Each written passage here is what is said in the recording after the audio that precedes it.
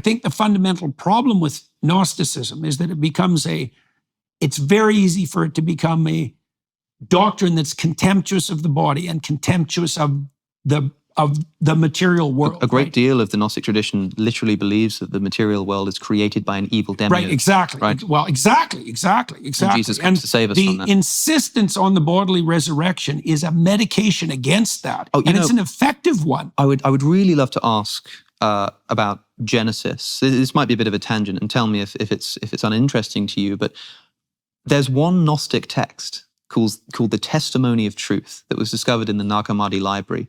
And this is buried probably around 300 AD. So it must be earlier than that. It's a fairly early text. And this text identifies the serpent in the Garden of Eden with Christ.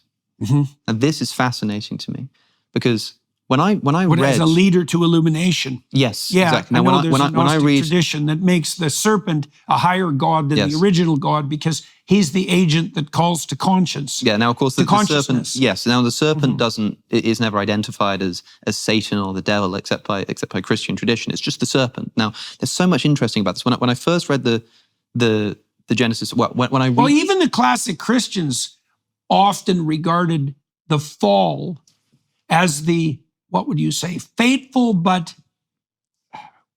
heaven-sent error that made the incarnation of Christ both possible and necessary. Sure. So, right? So it's very interesting because there's a gloss on that where even in traditional Christianity, the it gives you serpent Christ. That's right. Yeah, exactly. It gives you Christ. And Jesus at one point compares himself to a Yeah. serpent in the Gospel of John, early in Oh, yes.